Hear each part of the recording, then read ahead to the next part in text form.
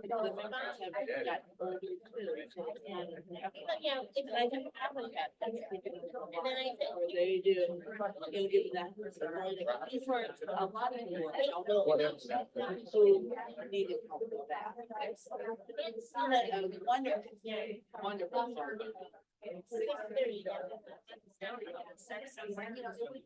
How long have you been with it? Yeah. Well, it's having 3 years of her, but something like. Yeah. Yeah, it's a huge difference. We're still kind of dealing with it. I didn't miss it. It's not, my daughter, my sons are. Sorry, Muriel, I'm in the way here. No, you're not. She got really used to being and I doing all of her work remotely. She didn't want to go back to the office. So very quietly, they're saying that you have at least half time there. You have for your young look at the program.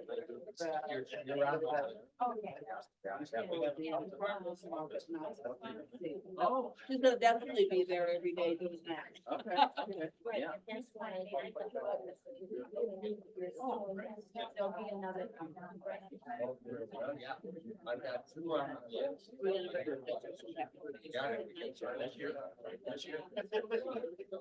I don't know if I'll have much stuff for that.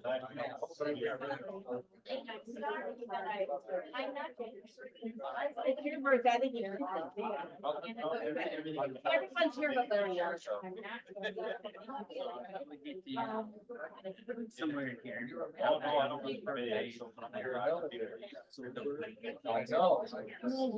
Well, it's. Yeah. Whatever, whatever you want to do. Yeah, yeah. You're best. I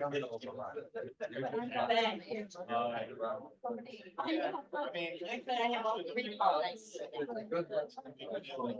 People are brought over.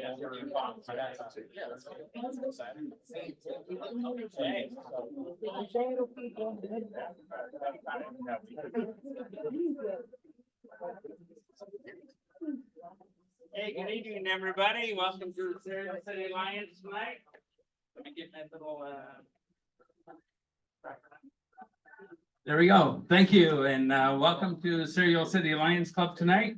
The Serial City Lions Club is a Battle Creek community service organization that supports and promotes community involvement and provides assistance to persons with sight, hearing, diabetes, and other impairments, as well as supporting zone, district, state, and international projects. It's great to see everybody here on such a nice day. Hopefully you've had a chance to get outside and enjoy the weather, and now we'll have some good meal and fellowship here tonight. Just a quick update. You notice one of our charter members is not here tonight. Jim's had a little setback here this week. He had some issues on Tuesday. What is today? Wednesday. He had some issues early in the week. I've kind of been in touch with his family last week and then this week, and then I was just checking in to see how's Jim doing. Is he going to make it to the meeting? And the ambulance was on his way to the house that day. And he's had some his sugars kind of gone wacky on him, and he wasn't able to feel his legs or move his legs or anything. So the ambulance has him, brought him, and Teresa went up and saw him yesterday. And he's at Bronson Hospital in Battle Creek. They're trying to get him sugar back under control there, but he also has some infection in his legs. And I think today they were going to take a look at doing some surgery on that. So Jim is in the hospital, and that's about the updates I have for you. He did say that we could share that with the club so everybody can think about that. And I guess you can, if you'd like to go see him, you're more than welcome to do that. But I don't know how long he's going to be there. I don't have any more updates for you right now. If I get some that anything I hear different or Teresa hears different, we can let everybody know. Okay, but keep Jim in your thoughts and prayers here tonight. Okay, Madam Secretary Dorothy, do we have attendance for tonight? Around and see if anybody snuck in while I was looking. Okay, I think I got everybody. if there were any updates to the minutes, I have not received anything from anybody, so I am planning on posting them on the website, unless I hear anything today. So that's it. Okay, in absence of our song leader, Dorothy Bossy has volunteered to step in, for minimal duty. We have several birthdays tonight. It's my birthday tomorrow. And Diane Elliott's birthday this month, Scott Swank and Larry Yarger. So we got a lot of birthdays in the house here tonight. And Larry Barker did come and pick up spaghetti yesterday, so he is still alive and well. So just to let everybody know. So let's sing a rousing happy birthday to these lions, okay? Happy birthday to you. Happy birthday to you. Happy birthday, dear lions. Happy birthday to you. I cannot do justice to all of Jim's song leading. So I am going to take a bow and take a pass, and we're all gonna stand and put our hands on our cards. So look at the military, and we're gonna say the Pledge of Allegiance. I pledge allegiance to the flag of the United States of America and to the republic for which it stands, one nation, under God, indivisible, with liberty and justice for all. And Muriel has the invocation.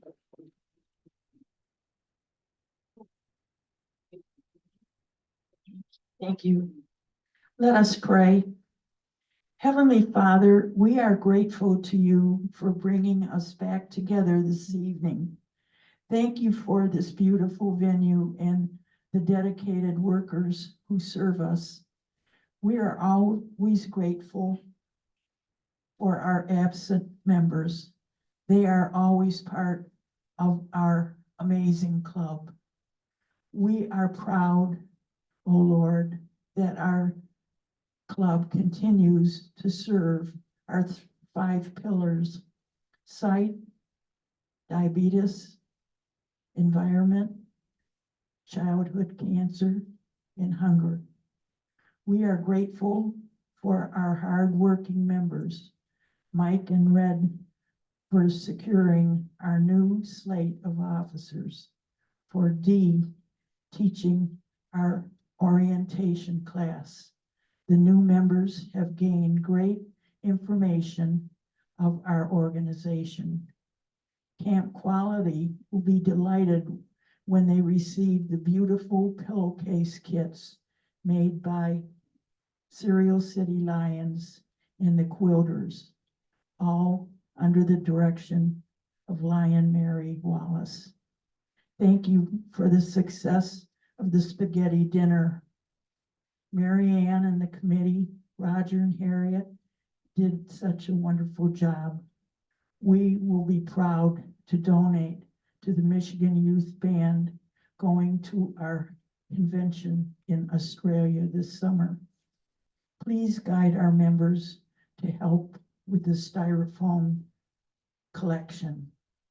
We are happy to welcome Joe Sobieralski, President and CEO of Battle Creek Unlimited Incorporated. We will learn how Battle Creek Unlimited serves Battle Creek. Oh Lord, please take us home safe, and may we always remember our Lions motto, we serve. May we never forget the goal of International Director Patty Hill for 1.5 million lions and changing the world. Amen. All right, thank you, Muriel. All right, and let's go around and see who's here tonight. I'm Brian Cook, I'm your president. Derek Dean, Cereal City Line. Cereal City Lion, Bob Harvey. Cereal City Lion, Jerry Mackey. Cereal City Line, D Davis. Cereal City Lion, Hope Swank. Serial City Lion, Jane Crow.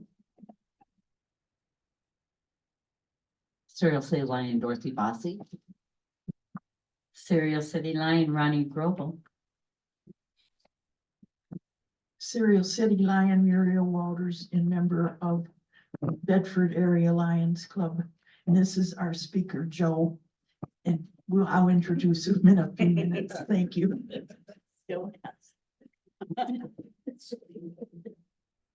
Serial City Lion, Roger Bossy. Serial City Lion, Teresa Guest. Serial City Lion, Diane Elliott. Serial City Lion, Brian Winsauer. Serial City Lion, Kay Callie Martin. Serial City Lion, Roger Spriggs. Serial City Lion, Harriet Spriggs. Serial City Lion, Kay Smith. Serial City Lion, Diane Sweeter.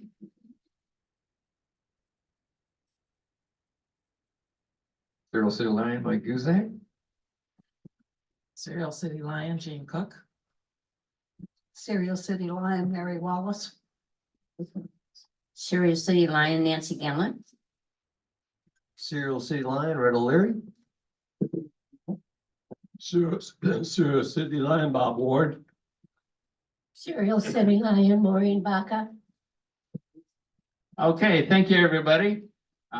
Next on the agenda is just an update on our nominations committee, and I'm sitting right here at the table with our nomination committee, so I'll let them give us a quick update on that.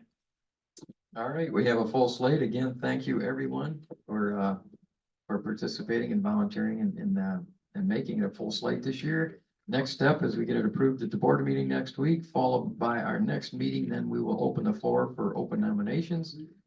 And then after that, we will vote in the following meeting.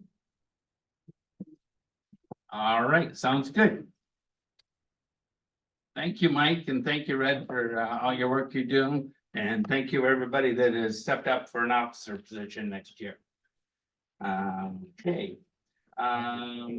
Orientation. Last Thursday, Dee Davis had a nice orientation for the new members, and I'll let him talk about that. Thank you. We had excellent attendance, which really helps me out, appreciate it. In fact, we had some extra members there. We had our immediate past president, Kay Smith, was there. Our president, Brian Cook, was there. Next year, I think, our president, Mary Wallace, was there. So I had it made because if a question came up that I couldn't answer, I had those three experts there and they could answer the questions. The Congregational Church gave us an excellent room to meet in. We had plenty of room to spread out the handouts and that type of thing, and I appreciate the church for that. And Roger Bossy, thank you very much for making arrangements to get us that room at the church to carry out the orientation. Thank you, Mr. President. All right. Yeah. Thank you, Dee. You did a great job for that. That Saturday we had, I'm working toward the back of the room, you know, change is good, change is good. Mary had the pillowcase project Saturday. Also, thanks to Roger and Dorothy, we had the Congregational Church. And I would like to thank 12 Lions and one very special Lion for a Day who turned out 250 kits for the pillowcases in 2 hours. Thank you much. All right, thank you for everybody for doing that. That's a great project that we started a little bit ago, and Mary's taking that on, and we'll keep showing up for that. So that's great. All right. Tuesday we had our spaghetti dinner at Barista Blues. Thank you everybody for your help with that, and thank you everybody that bought dinners for that. And our great chairs for that were Roger and Harriet Spriggs. And a bunch of other great Lions that we couldn't have done it without you. We thank everybody for your participation, for your support for our club. As of right now, the report from Jane, we sold and gave out 123 dinners last night. And it sounds like we possibly could have given a couple of more, but we had already closed at 6:30. There was no traffic and then somebody came after. But I think next year we're probably gonna do 4:30 to 6:30 instead of 7. And as of right now, we have collected $2,311, which looks like we should be able to give each of the 3 band members that are gonna go to the international convention. We're hoping to give them at least $750 apiece for their funds. Each of the students have to raise just a little bit under $6,300 each. So this will be a nice addition to their account. I know the district, our district is giving them each $500, so it'll help. But anyway, it was fun. Mary Ann was so delighted with all of our support, and one of Teresa's friends, Dana. She again was Mary Ann's helper in the kitchen, had a great time. She was still washing dishes when we left last night. But Mary Ann appreciates everything, so thank you. And we'll see you next year. That was another good project there to have. All right, another thing going on right now is the Lions of Michigan raffle. Those are those yellow tickets, raffle tickets that you've been asked to help sell, and Jane has an update on those. So far, I've had 96 tickets returned to me that have been sold, so thank you to everyone that's done that. If you need a few more tickets, let me know. The first meeting in April is when I need to have them all in and sent to the state. So we need to sell 4 more to get Yes. $5 back. Yes. One. Yep, and I think we can get 4 more. I've already sold. So.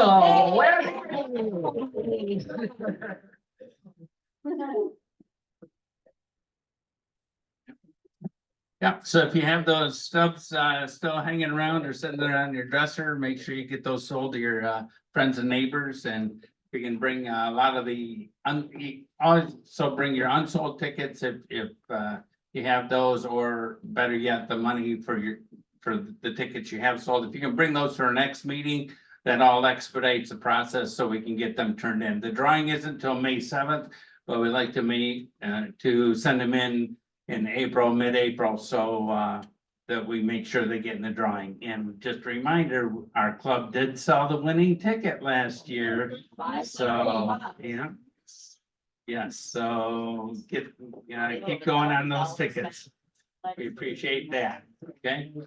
As part of our environmental pillar, we've been partnering with the Battle Creek Department of Public Works, their environmental department down there in Bessie Steers, and helping with our recycling projects. They're starting again, and next Wednesday is their styrofoam collection, or their polystyrene collection, but styrofoam collection. That's from 4 to 6, and that's down at the Public Works Building on Kendall. We're looking for some volunteers to do that. Several of us have done that before, and anyone can do that. The styrofoam, it's very light. Basically, we gather there, the cars pull in, and we unload the cars. We unload the styrofoam out of the cars into big plastic bags, and then the big plastic bags go in the big semi-trailer that is from Dart company that takes those for recycling and makes new foam cups out of those.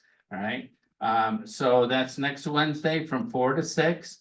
You want to be there a little early, so you want to be there by 3:30 is a good time to get there. And it's nice because they have everything you need. They have gloves, they have the vest, they give us snacks, there's water there, things like that. So it's a pretty good event for that. The board meeting is that night at 6:30. The president and the person that unlocks the door to the church will be doing styrofoam, so do not come before 6. It'll probably be about, if we leave a little before 6, we'll be there right at 6 or 6:10, so just remember that. Yep, Scott? Rain or shine or? Yes, dress accordingly, dress for the weather. Yeah. Say the collection It's on Kendall Street, 150 South Kendall is where it is. There's a fire hub in here? Right by the fire hall. Yeah, the fire hub restaurant? Yeah. that one. Yeah. That's right there with the- Yeah. In the back. yeah, big building there and you just drive back there behind there. So, and they're pretty good about signage and stuff. Usually if we have cars there, you might know Mike and we. And I mean, if you get there at 3:30, there's usually cars waiting for them to get set up for that.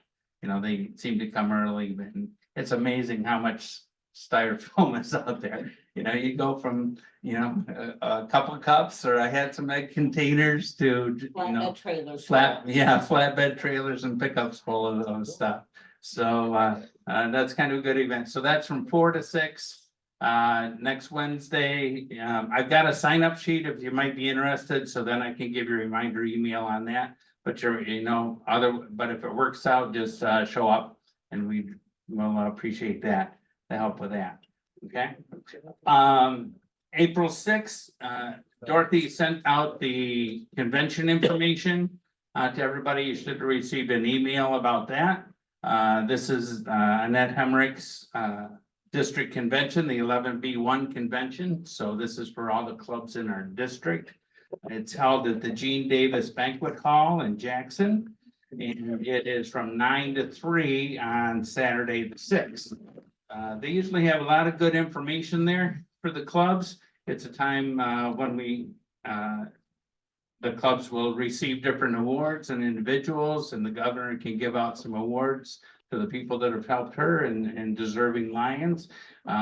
Fortunately, our club has been very well represented, and we've received a lot of awards and individual awards for everything we've been doing. So that's good. The Carl Sorick Traveling Award is kind of like the Club of the Year, and we had that for 2 years and we lost it last year. So we'll see if we can regain it back on this year. So we tried to find as many points as we could on that. All right. We are looking for delegates for the voting. If you know you're going to be going and you'd like to be a delegate, please get with Dorothy, because we need to send in the delegates ahead of time. So and that is, our club can have 4. We'll get 1 for every 10 people, so we can have 4 delegates at the convention. So if you know you're going and you'd like to be a delegate, let Dorothy know so we can get those sent in. We'll finalize them at the board meeting and then get those sent in. Okay. Any other questions or comments about the convention coming up? Were you Spriggs, were you on the planning committee for that or not? No. I will. No. Okay. All right. Hoping. Hope is, okay. All right. Any other surprises or things we need to know? You can wear camping attire. Camping attire. Camping attire. The camping is the theme, so you can come dressed in camping attire. Is that somewhere in here? Yes, it's on the flyer. Okay. All right. It is on the flyer. All right, so camping attire. Okay, so I can wear my camp hat. That'll be good. Okay.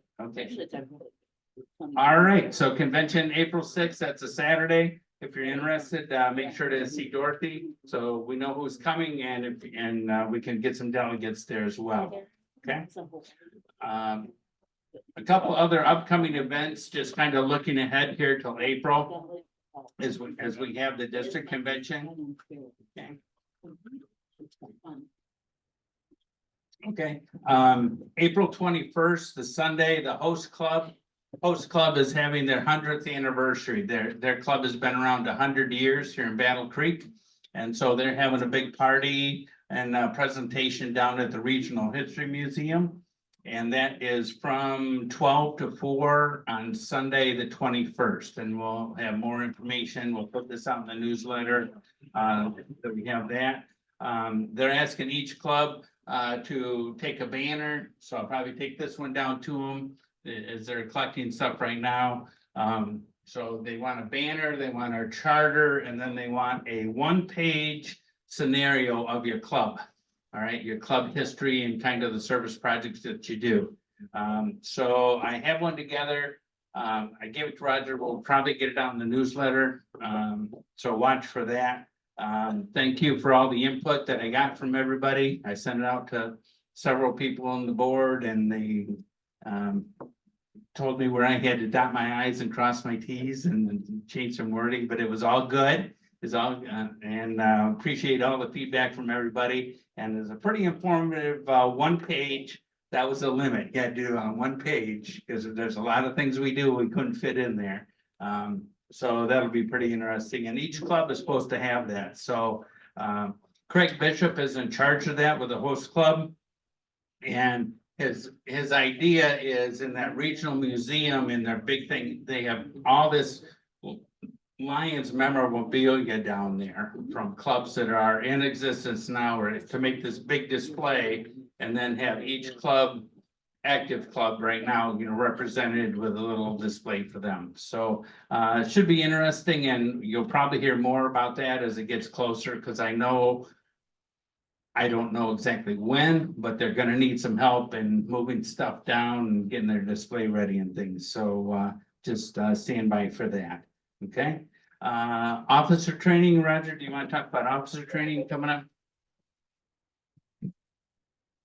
Yes, so on April 25th, yes. It's a Thursday evening. We're gonna have the district officer training over at it's at the Vandercook Lake High School in Jackson. And we're gonna offer 4 sessions. We'll do the club officers, the president, secretary, president, vice president, secretary, treasurer, tail twister. And then we have 4 other sessions. One is the My Lion or whatever that ends up being. We're not sure exactly what My Lion is going to be because they're saying that the new portal is going to be coming out soon. So if that's the case, we'll be offering training on that. We have a couple of different sessions for membership. We're doing kind of a roundtable, sort of a discussion format. And then we also have another class that's going to be called Serving Beyond Your Club. And that's going to be a session where we talk about going to district events, going to state events, things other than just what your club does. So the benefits of getting out of the clubhouse, so to speak, and seeing what the world of Lions is all about. And then Kelly Luby is going to offer a session called A Day in the Life of a Lion.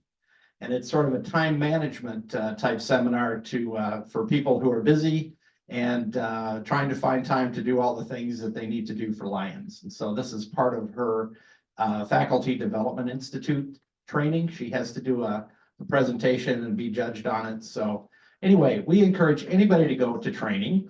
You don't have to be an officer. You can come and just get some information about membership or other service. And if you want to see what the presidents and the treasurers and the secretaries do, you can go to those classes, and it doesn't necessarily mean you have to be those roles. So just to get more information. So we encourage any of the new members that want to go, and you'll meet a lot of nice people and you'll have some fun. So thank you.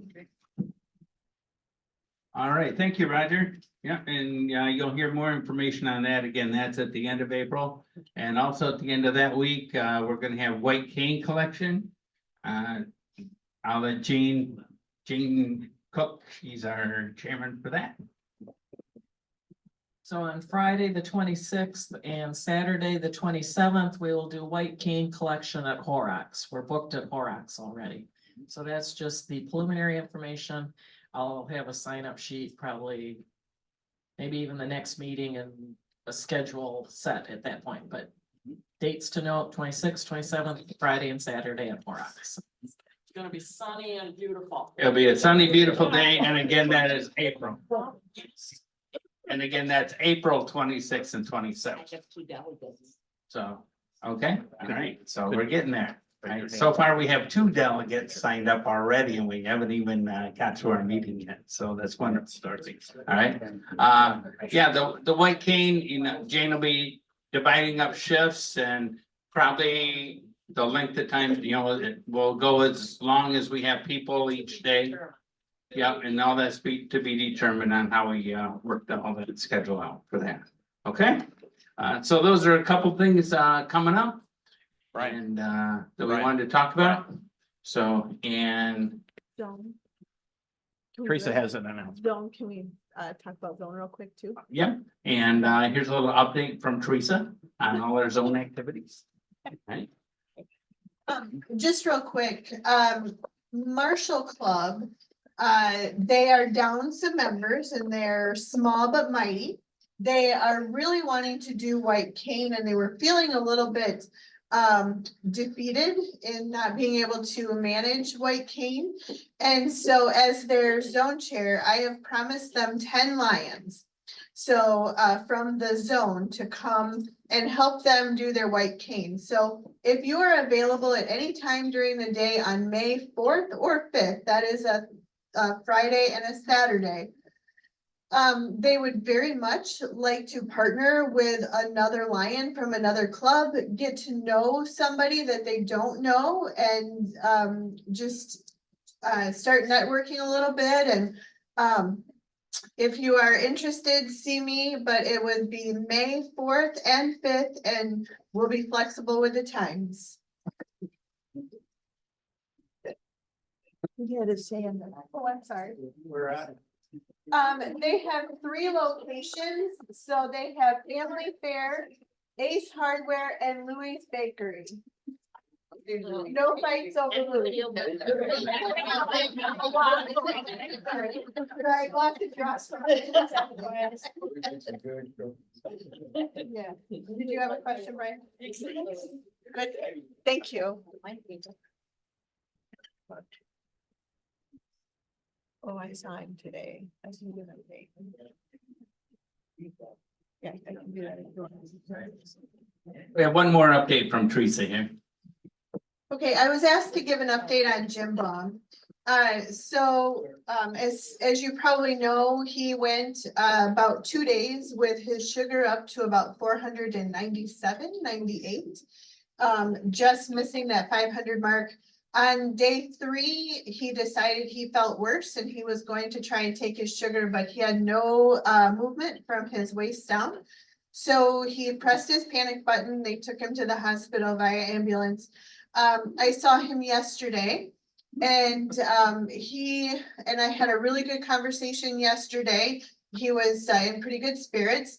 As a secondary that they found when they were doing his exam, they found that he has infection in his foot that goes almost or to the bone. We're not sure if it goes to the bone or almost to the bone. So they were supposed to do a surgical procedure today to get a better handle on that and see if they can't start working on that. When I went to see him today at lunch, he was very confused. He wasn't real sure if the surgery had happened or if he was still waiting for it. He kind of went back and forth. So I don't know if he had it and he was still, maybe medicated or something. I'm not really sure, but he was really hard to understand. So, he really wanted to be here tonight and wants everybody to know that, where he is in this process. So I think he's looking for some support. If you're over there, I can tell you what room number he's in. I can almost tell you it is 507. It is not 509. That was the room we thought it was. There's a really sweet lady in there. It is not her. All right. Thank you. Okay, yep, thank you, Teresa, for the update on that. Okay, we have our program tonight. Now let Muriel introduce it. I think this is wonderful. As I guess I've lived here a long time, but I don't know that much about Battle Creek Unlimited. So tonight we're going to find out, and we have Joe Sobieralski. Thank you very much. All right. Are you gonna go up there? I'll go up there. Okay, Thank sure, you. thank you.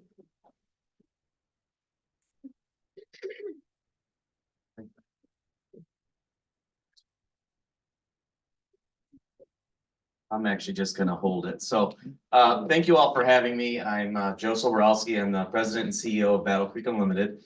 I have a presentation here. I'm gonna alter it a little bit, but the presentation's half for myself to keep me along and going and reminding me, but it's also for you all. So, I'm gonna just start with a little history.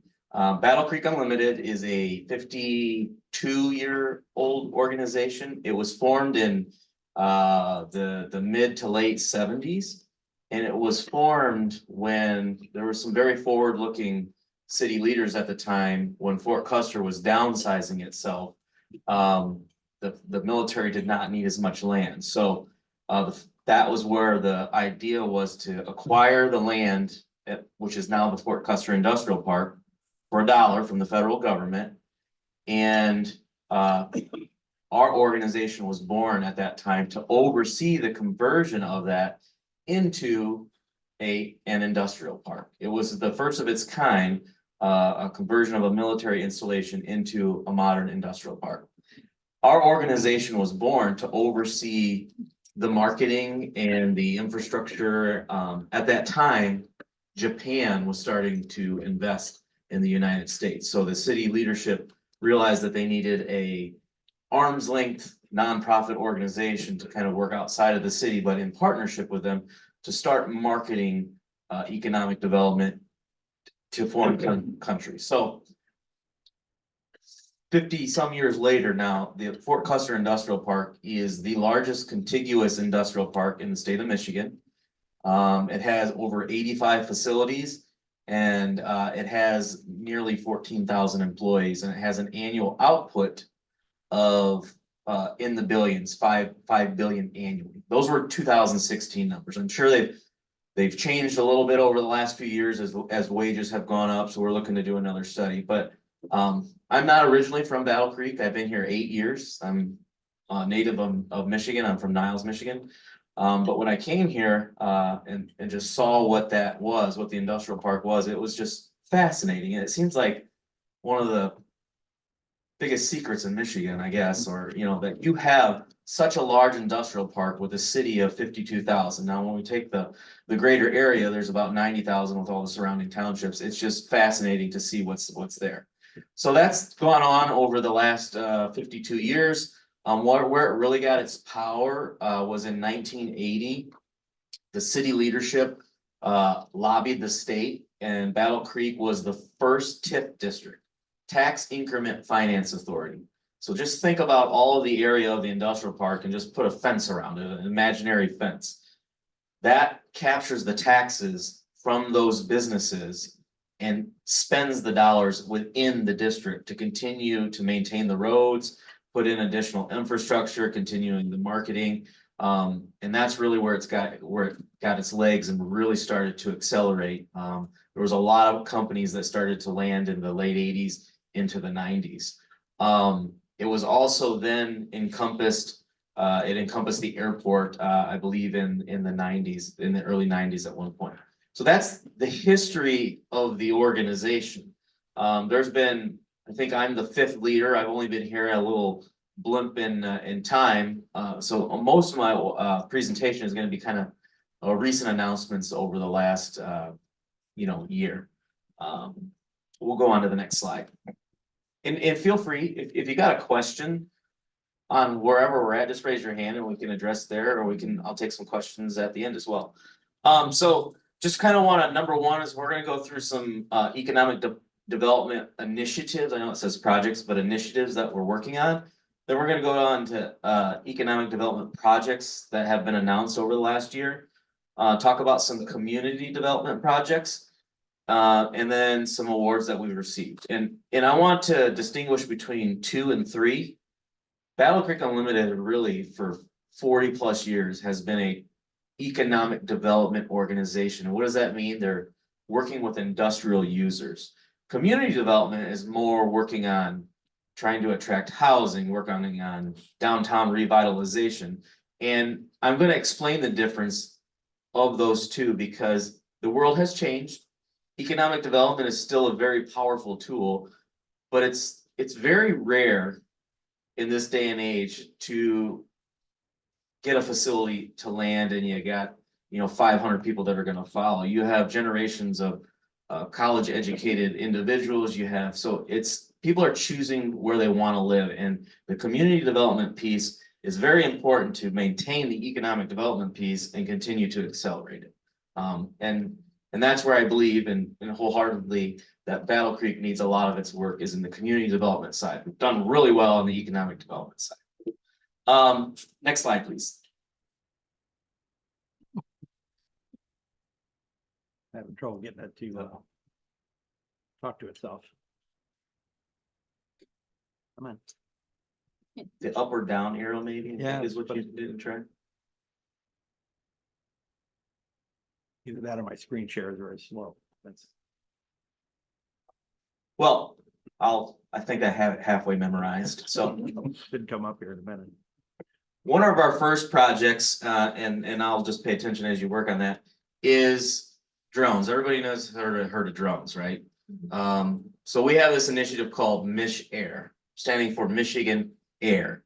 We were successful in receiving some state appropriation dollars to begin the development of, I'm using drone because everybody knows what it is, but it's really kind of an outdated term, a drone park at the airport. Really, it's unmanned aerial systems, and we're not talking drones that fly up and take pictures like the little stuff that you can buy at the hobby store. We're talking large stuff. Right now, they operate them at the 110th at the Air National Guard. We're trying to position Battle Creek to be a leader in the state and the Midwest and the nation as these things are developing to create a drone park. And really we want the manufacturing side. There's a bunch of manufacturers out there that are evolving into eVTOL, electric vehicle and takeoff, that are going to need to be manufactured somewhere.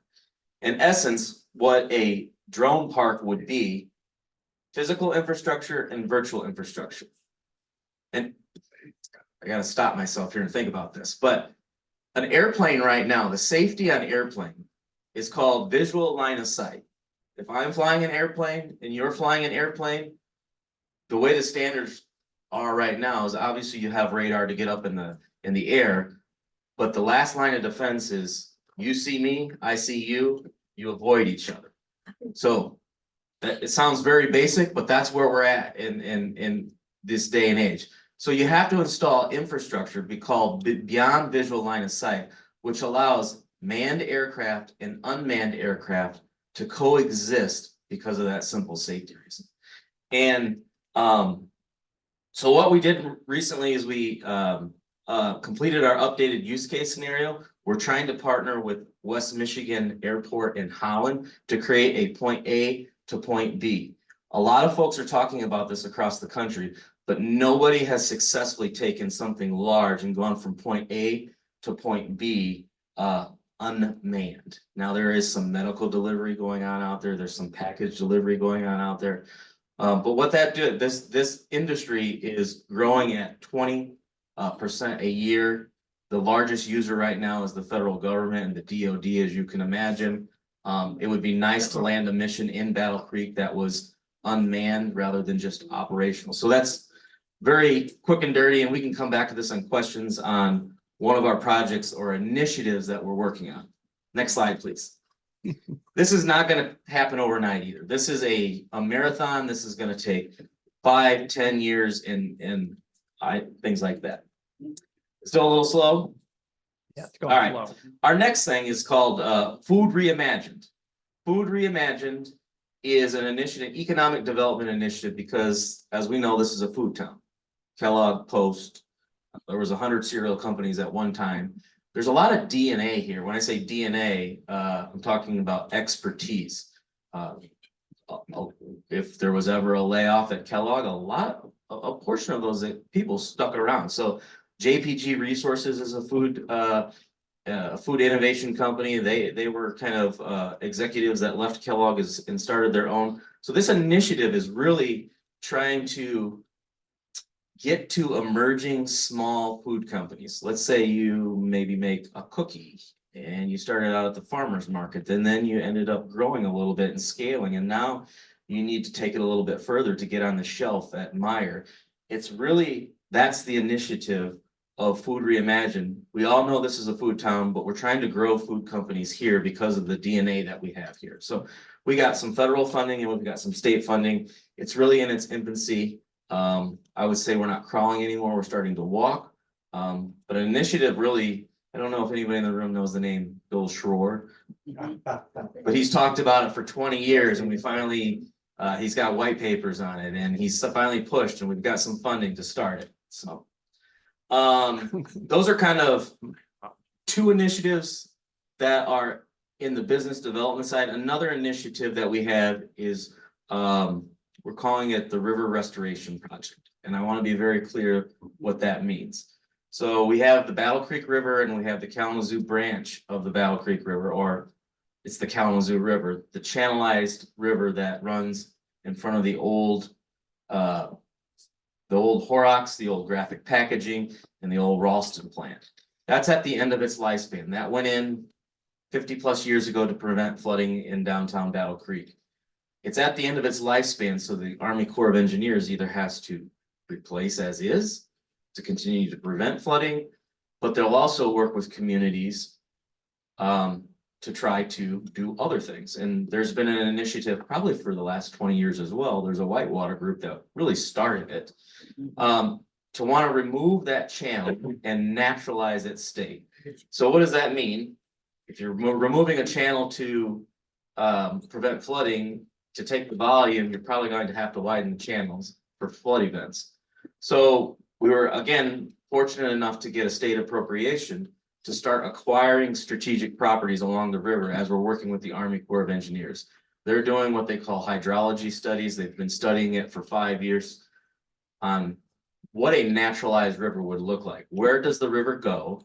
How wide does the river have to be to prevent future flooding, and which properties are they going to impact?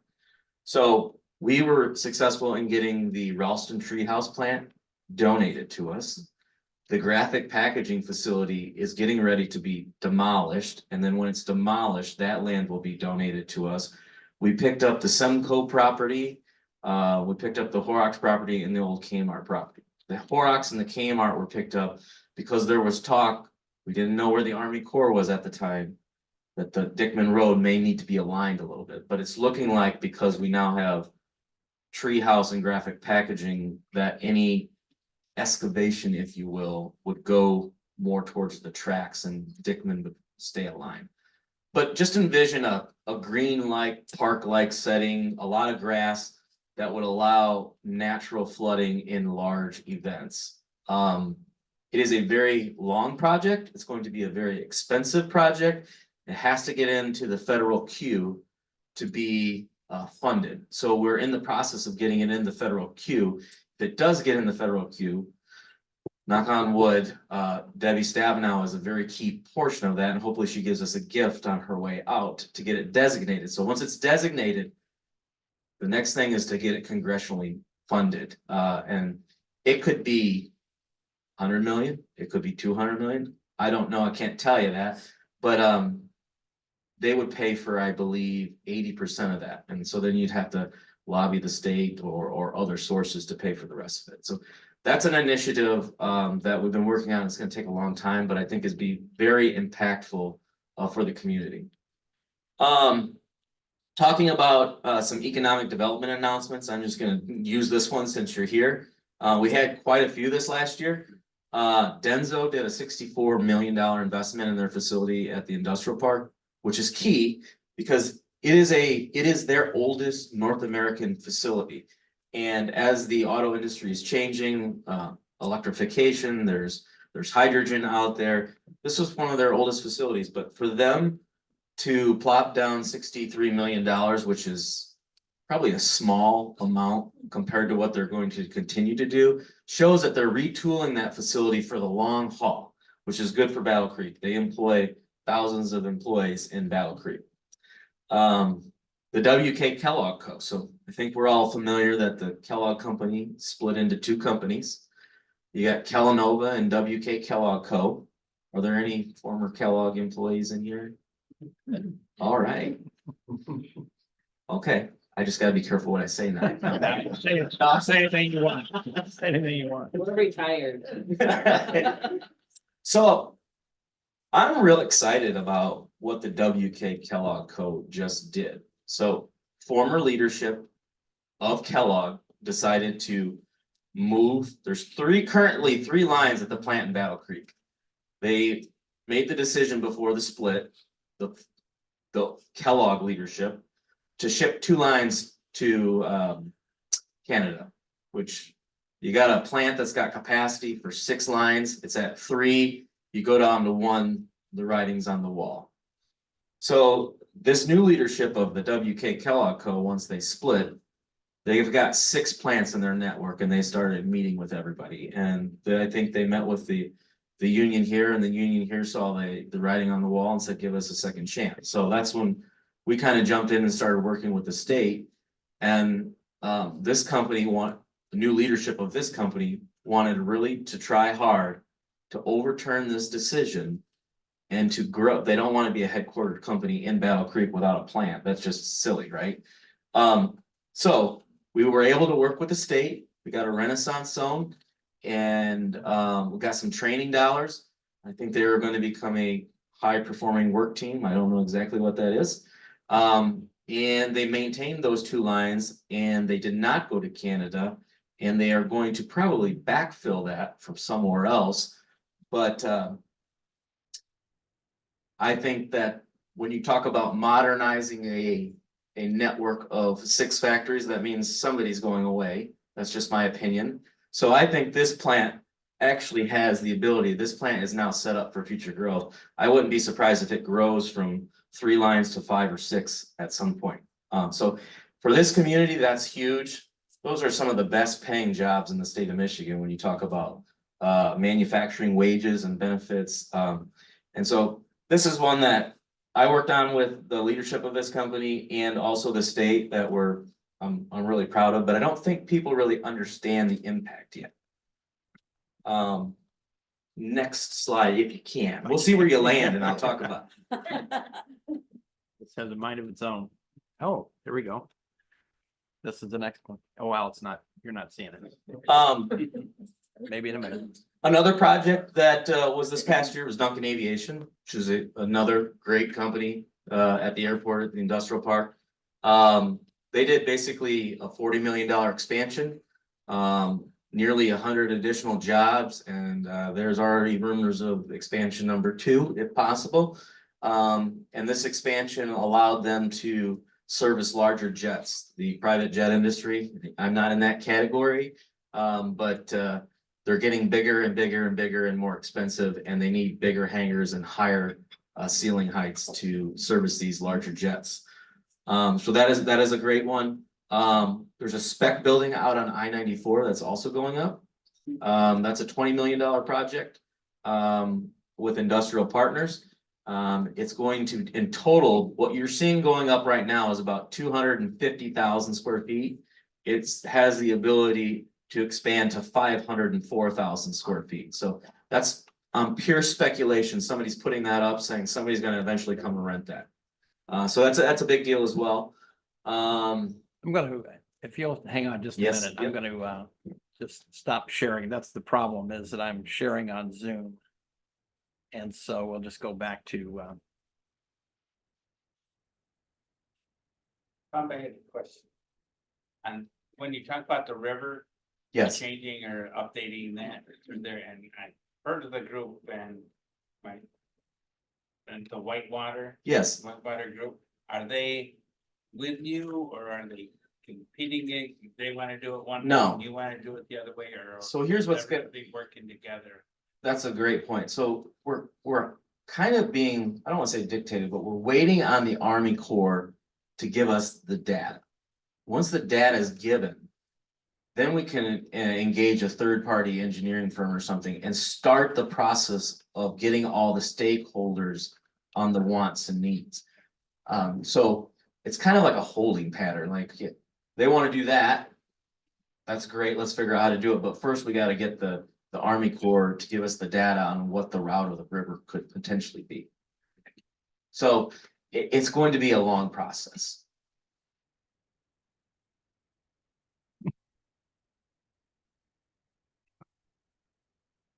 All right, who were I've got the it on ones my that? screen, I've got it on my screen, but it's not coming up on this screen, so that's the issue. Oh, okay. That's the problem. What was the one, we were talking about the spec building, Duncan Aviation, WK Kellogg Co. It said Denzel up there. Yeah, Denzo, Denso. we talked about Denzo.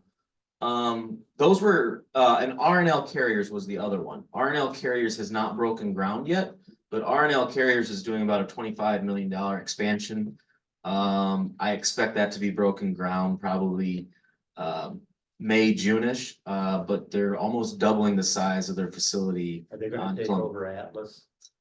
No, they actually go around Atlas. They're going to fully 'Cause I know encompass Atlas Atlas. is closed. Correct, Closed. correct. And Yep, they're freight carrier? freight carrier, yep. Timed with probably the bankruptcy of Yellow Freight, right? So all these other trucking industries are expanding. So those are mostly the industrial, I'll call it economic development projects. And then just Joe? kind of moving to, yes, What about the one that's out on the old Skyline that makes the plow, the Oh, bottom yeah, lines, the yeah. plows, cause they should be open. they are open, yes. Cause I was there, they were starting to put the plant together. Yeah, Viking Surveys is a snowplow, not manufacturer, but a retrofitter of chassis. So we attracted them. They're a Atlanta-based company. When you see, when I talk about snowplows, we're talking about the big stuff that the city owns and MDOT owns. They put on the wing plows, the underbellies, the salt cages, or the salt bins. And they'll go across the Midwest. This is their Midwest location. This services the 5 Great Lakes states.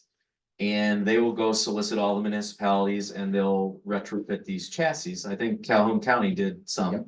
Yeah. It's a great company. This is a really good company. In 5 years, we're gonna look back and think, wow, this was a great company. They paid cash for everything when they built it. It's an employee-owned company. And each independent operation has profit sharing and great benefits. So if the Battle Creek facility does well, all that profit is shared with the Battle Creek employees. And they get ownership in the company. It's a great company. They just started, I want to say a couple months I ago. was thinking. They're gonna do their ribbon cutting in May. Those are pretty much all of your industrial recent announcements. Down at community development, we are working on the hotel. That is going to be open in August. I can't tell you if that's gonna be August 1st or August 30th. But it's going to be open in August. This has been a very, very long project. Battle Creek Unlimited is developing it through, we created another entity which is for profit, so it pays taxes just like everybody else. We were fortunate to raise lots of dollars to do this, but this is gonna be a great project for downtown. As you bring outside dollars in and people are staying there, you're pushing out and you're going to the other restaurants and they're just spending their disposable income. So 247 rooms. If any of you remember the old McCamley, I challenge you when it's open, just come down and check it out because it won't look anything like it. The designers were challenged to make it look totally different. It's basically a brand new hotel. What else do we got? Next slide, if you can do it, or It's, we jinxed it. I think it's my computer is just very slow. See if it pops up here. Some other things, Brian's here, New Holland Brewing, Record Box, the old Shranks facility. These are all things that we worked on with the land bank. We took the buildings back, the old Anson building. We put some dollars into them, got them to a state that developers could figure out how to make them pencil out, gave them away for $1 rather than just sitting there. So it actually is working. I know one of the architects in town, Cody, says that Kalamazoo has contacted him, Jackson and other communities to do the same thing. So I was like, wow, we may have set the precedent here. I saw a couple hands. There's a building that was initially, a factory that was initially a solar factory. Yep, Kind of tucked back in by in the industrial park. yeah. It was built for solar, but they never occupied it, right? But now is it a marijuana No, it is, if it's the one I'm thinking about, it would be, It's on Clark Road. Cosma Casting, which is an automotive supplier. Yeah, I think the facility was built for 30-some million and they bought it for pennies on the dollar. I think I just saw it up there in one of the, but we were downtown last night and the Sprout Market Yeah, that's coming on the end, it looks like. That's- they have some apartments. above yep, it. that's the old Anson building that I kind of referred to, so we took that building over. We put new windows in the front and we put a new roof on it and stabilized it. And then we gave it to the developer, which is a couple that run Restore 269. And he's an architect. They are developing 8 apartments above it. And then Sprout will be a commercial tenant on the first floor. Yes.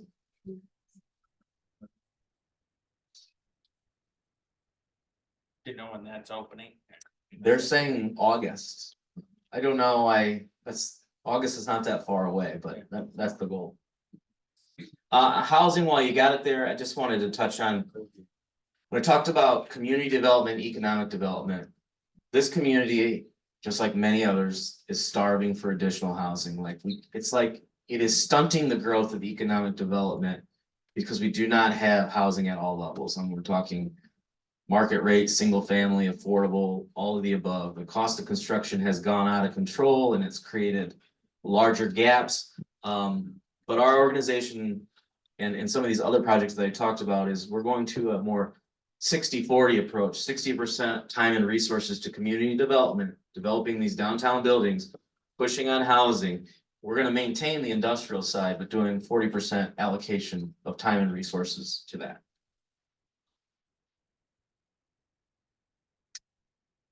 I mean, I pretty much covered everything. I didn't realize how much I remembered there, so. This was the HRNA core recommendations on a housing study, and I know that's very small for you all to read, but it just talks about the need for, we need thousands of units just in the Battle Creek area alone. You got Ford coming into town, you're gonna have a cannibalization of labor unless we can have places for people to want to migrate to this area. It's gonna hold us back. Yes. Land Bank has got $3 million in, and some of that's gonna go to the infill housing. Good, also. good. That's great. So there's some bucks coming in Yeah. from the state. That's awesome. You guys are doing a great job.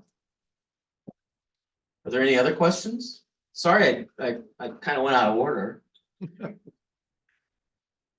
So we were part of the food banks, coldest night of the year, but we did our walk around downtown. I have to tell you that I wasn't sure how it was gonna be walking around downtown. It was wonderful. I felt very safe. The sidewalks were great. It was very, very nice.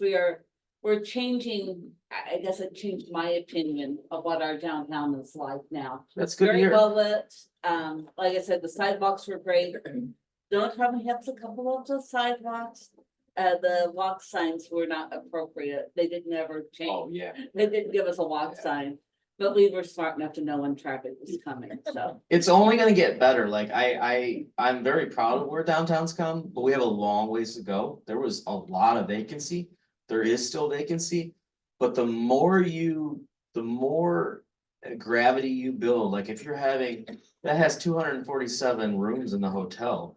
Just think if it's half full, that's 100 and some, and 30 of those people go walking around to other places. You're just gonna feel safer because there's more people around. And it just builds upon itself. Can I ask one more question? Yeah. How long does that stay in a tax increment? Authority. The industrial park, Yeah, it was just extended 2 years ago for another 25 years. So we got like 23 years left. Yes, sir. I can read your slide. It talks about the Milton recognized with the Governor's Award for Historic Preservation. Yeah, so the Milton was a project that we worked with the Kellogg Foundation. That's definitely worth noting. A lot of these projects that we're doing have been supported by the Kellogg Foundation financially. They're in heavy. They're in heavy on the hotel. They were heavy in on the Milton, and they're heavy in on some other stuff. And we'll hope they're gonna be heavy on some other stuff coming forward, but we'll see. But yeah, the Milton was kind of one of the first projects that was downtown. There were folks that are like, just knock it down. And like, you can't knock that down. Just, it's part of the skyline. So it received an award this last year, a governor's award. We've received some awards for being a good economic development organization. We've received an award on the hotel project. And really, the hotel project was built off of the Milton project. So the Milton was the first big project the Kellogg Foundation has done in years on development. And the hotel is the biggest that they've done. So we're learning as we're going, and it's creating some momentum and some comfort. Oh, when we talk about economic development, pretty proud of this one. This was unsolicited. There are 160 metros the size of Battle Creek, between 50,000 people and 200,000 people across the country. We were notified that we were ranked tied 8th in the nation based upon projects. So that's pretty good. Like I with the industrial park and stuff, I don't think people realize what we have in our own backyard. So glad I could come and tell you all. Any other questions? Yes, sir. Back to the Milton. Yes. I haven't been in there in maybe a year. They had an open house or something a while back, but as I recall, there were gonna be restaurants and things on the lower level. And it wasn't going well or going slowly. Where does that stand? So there was a restaurant looking, and then 2020 hit about that time. There are 2 spaces left. There's a credit union going in on one of the spaces. So after that, there's only there's 2 spaces left. One in the front, which could still support a restaurant, and then one in the back. So there are still some open spaces. What businesses are in there? You have Raymond James Financial Advisors are up on the 2nd floor in a commercial space. You're gonna have United Federal Credit Union on the 1st floor. And you have what was the Kellogg Retiree Store, and now we call it the WK Kellogg Retiree Store and the Kellanova Retiree Stores. That's in there as well. So if you wanna go see it, go on a Wednesday. We got a couple retirees here that can have access to go to the store. Come as my guest. Call me. Yes, and then the upstairs is just kind of rented out as space, the big open space for events. The Yes, symphony just had a big event up there just a couple weeks ago. It was a little bit different because of the acoustics that yeah. does not have very good acoustics, especially for a symphony type presentation. Are there any plans for that big plot of land where the? Oh, yeah, that's a great point. There is a housing developer that has submitted to the state on multifamily with components of affordability. There's rounds that you submit to the state, because to get the projects to develop and, financially be sound to develop them, there's a tax credit round. So these developers go through the state once or twice a year, and there's so many tax credits allocated that allow it. There's a developer that has plans for that property, and they have submitted to the state for some tax credits. If they are successful, and I say if, because there's like 70 applications and they only award like 15 projects statewide, just as a kind of a rule of thumb, they will develop that into multifamily residential units, multiple stories. How about the Horrocks building? Did you talk about that? Yeah. I did. Oh, okay, sorry. We are just we own it and we're holding it. We'd like to redevelop it, but we're waiting on the Army Corps data to make sure that there's nothing. River's not gonna come through there. Yes. Or at least touch a corner. Right. Over at Daniel was downtown, anything, what's going in there? The developers that own that, the individuals that own Lucky Rooster and One Nation, they have plans to develop the upstairs into housing, and the bottom floors would just be white boxed. They're running into problems like everybody else right now, as the interest rates skyrocketed along with the cost of construction. So It's a slow process. What, I called it white box. So white box is basically you finish it to just drywall level and you develop it in such a way that you don't have a tenant or anything. It can be finished off later. They really, the driver of that is the housing, the rental on the housing. But that building is a great building. That can be one floor, or excuse me, one space, or it can be divided into 3 spaces, 4 spaces because it's so large. Yes. Isn't that what they did by the record box there? They have like a community business and you rent a space there. Yes. And then there's all kinds of things like the PowerPoint and everything that they Yeah, share. a co-working space. I Co-working space, yep. just wanted to kind of name if it was the, I don't know what they call it, but co-working space, yep. I thought that was a good idea. That was our first dollar building, I believe. That was sitting there vacant, and now it's a brewery, co-working space, and a wedding venue. Okay. Thank you. All right, thank you. Great information about stuff going on in Battle Creek. And Battle Creek Unlimited, be sure to check them out for more updates for that. Excellent. So, okay, I guess it's game time for everybody. So do we have our 50/50s ready to go? We'll find out. Where's my committee? Here comes Nancy. Nancy's got all the stuff. You're overloaded. My cohort over here. It's 20 years in this. And, all right. My cohort. Okay. All right, I don't know what order we do this. I don't manage. Okay. You got the 50/50? Okay. We're gonna do attendance first.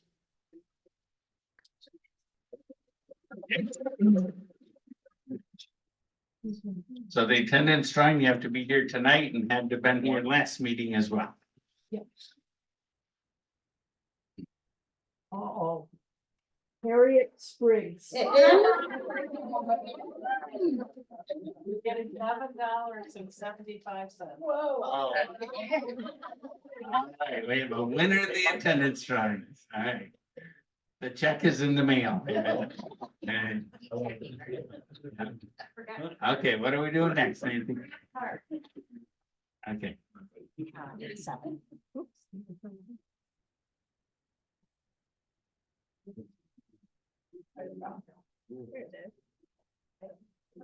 right, next is the cards.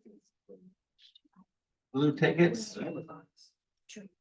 Is the card draw the blue ticket? Okay.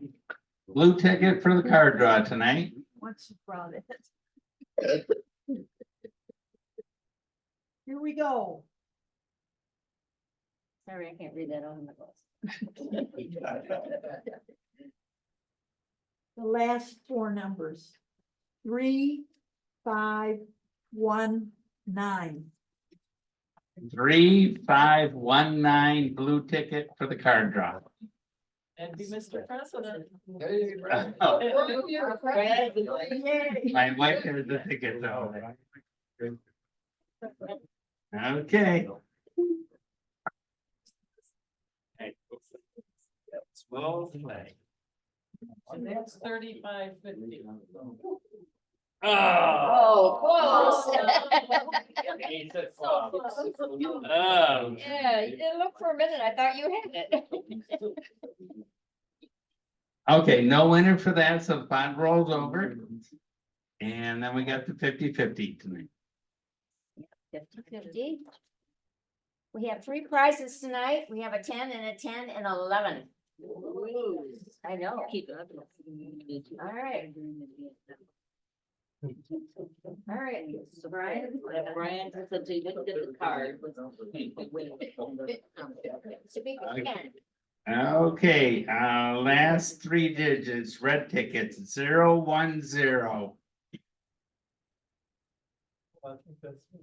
Oh, Jackie. Yes, I bet. I got 6 tickets. I'm sorry.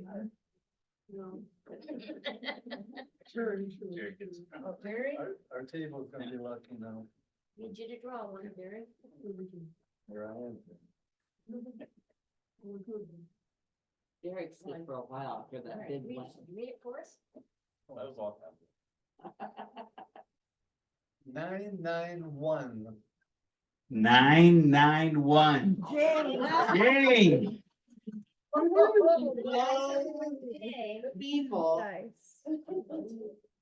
Oh, be dark. Jan?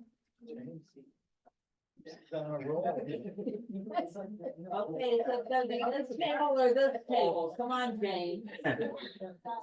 Okay, we have one more drawing for the games. Left out. 3016. Oh, that's 3016. Diane. Diane Sweeter. each table. That's good. Okay, thank you, everybody, for playing. Now I'll turn it over to our tail twister, Maureen.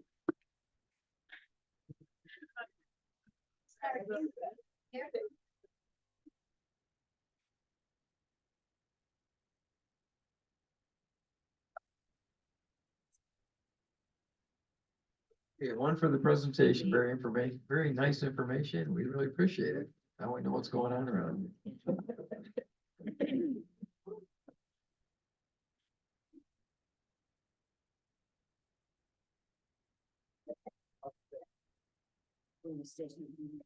One for the program, good information about Battle Creek. And the second is again, my thank you to all of those people that showed up Saturday and got ready for the pillowcases for our kids with cancer. I have one for the program that was very interesting and one for the spaghetti dinner last night.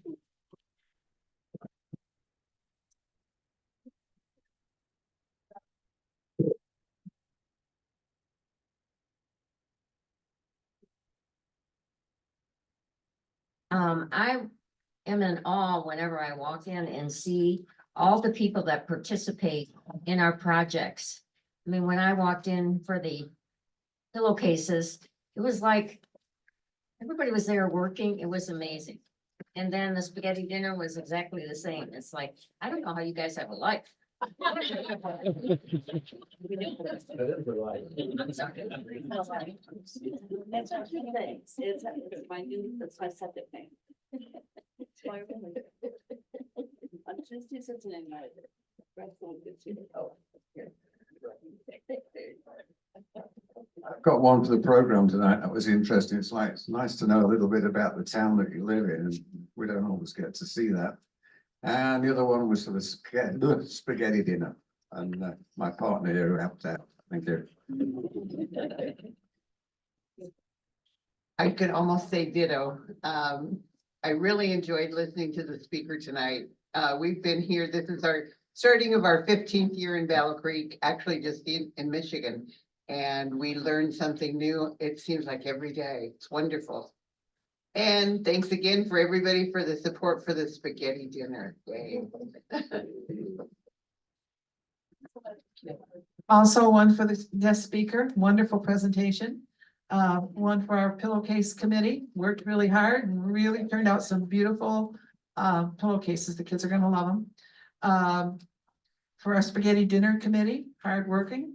And also for Red and Mike for working so hard and putting together a good slate for us for next year. Thank you so much.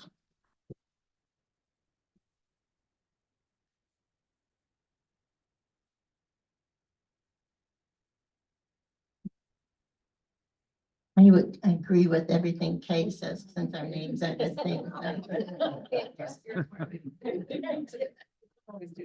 This is for Joe. It's a good presentation. Thank you.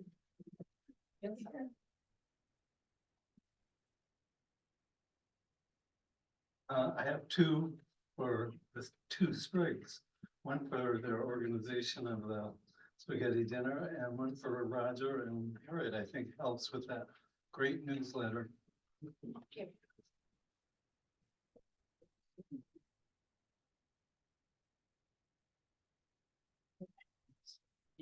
Where am I? Professional newsletter. So I have three. The first, Joe, I have been told, I've worked in Kalamazoo for 31 years and everyone says, why do you live in Battle Creek? And I said, I like it here. It's small enough that I can get anywhere I want in 10 to 15 minutes and the people are great. You validated it all tonight. So thank you very much. 40 years in here, I still like Battle Creek. My second is, I'm gonna do a plug. We have been using my church, FCCBC, a lot lately. They accommodated us to be able to go into multiple rooms when we did the pillowcases, so we weren't falling on each other. They helped Dee out with his nominating committee, our board meetings. I really appreciate the fact they let us kind of have at the building when we need it, so I really appreciate them. And my last is for our members that aren't here. Jim Baum, hopefully he's recuperating well in the hospital. I heard Judy had a fall and she's doing okay, but she's not here. And keeping John stiff in our hearts all the time. His back continues to be a problem and he still has those stupid kidney stones that they haven't gotten rid of yet. So we've got some members that are on the mend that need our thoughts also. I just so appreciated this program tonight as a newcomer to Battle Creek. First of all, I want to say that of all the places I've lived in my life, and after 20 years in the Air Force, that's a lot of places. I have found Battle Creek to be absolutely the best town for its size that I have ever seen, and I'm so impressed with all that it has to offer. And secondly, it was wonderful for me to hear this information and learn about what brought it to be the kind of city it is now. So thank you very much. Thank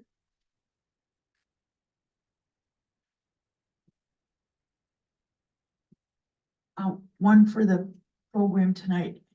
If you want an experience, this is my own opinion, of course, just take a ride out to Fort Custer and drive around. It may take you about an hour, maybe longer, I'm not sure. But it's wonderful. And of course, for our sick members, and just because I'm a member, I'm proud to be a member. Thank you. Thank you. Okay. I have 4 tonight. One for the spaghetti dinner. Nice job. You guys did a really good job putting that together. One for the pillowcases. What a great day that was. It was tons of fun. One for the program tonight. It was amazing. And then one for our club. Just so proud of our club. Thank you.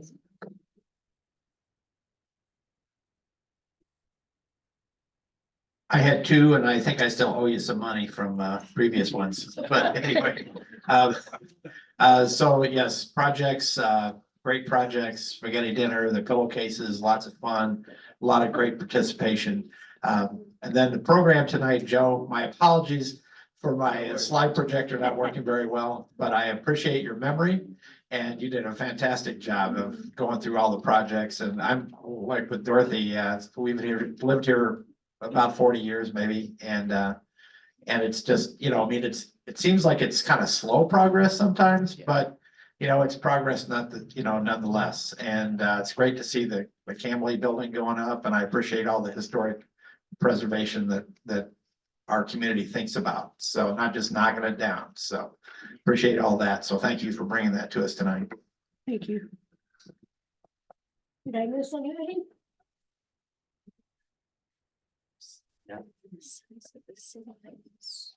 We got Happy Bucks here for Mary's project of the pillowcases that kind of started on a whim a few years ago, and it just snowballed with that. The Spriggses for putting all the spaghetti dinner, all the work that goes into that, and making that a success. Program was great tonight, learning all about Battle Creek and things like that, and of course for Dee Davis, who really gave an excellent orientation. when he gives your next one, when he does the next one, if you need a good review of Lions and things like that, again, that's open to anybody, you know, it's geared toward the new members to kind of give them the information, but if you just want a good review of our club and Lionism and things like that, come to his next, show. He really does a nice job with that, so appreciate that. I think that's about it for tonight. I got the sign up sheet for next week's styrofoam, if that's something you can help with, and then I'll make sure to get you an email on that. If you don't sign up and you have an afternoon free, stop on out anyway. That'll be great for that. And Let me know. and let Dorothy know if you're gonna be going to the convention, if you'd like to be a delegate for us and things like that. We got our board meeting next week. And thanks everybody for coming. All right. See you at the next meeting.